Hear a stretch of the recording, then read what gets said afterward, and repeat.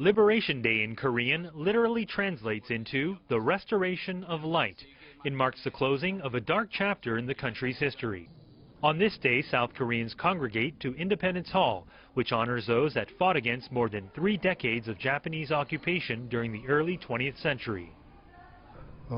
불행하게도 35년간 나라의 국권을 Korea was invaded by Japanese imperialists, and unfortunately the country had its sovereignty taken away for 35 years.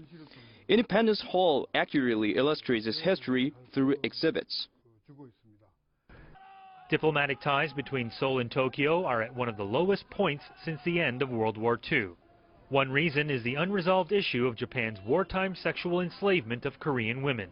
South Koreans demand a formal apology from the Japanese government.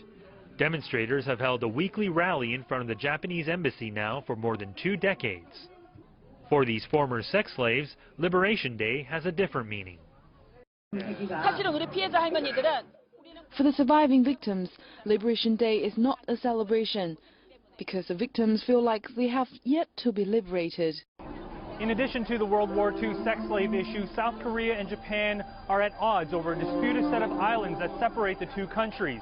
And many here in South Korea are concerned about Japan's nationalistic policies that undermine the two countries' histories. So what needs to be done to address the past and move forward into the future?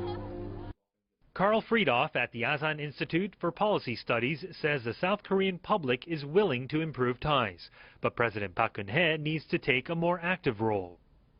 If you look at the survey data in the general public at large, everyone is supportive of moving forward with Japan and improving relations. She just has to show the leadership to be willing to take that risk.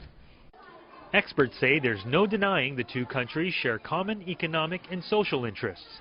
But to move forward diplomatically, both sides must agree on the past before aiming toward the future.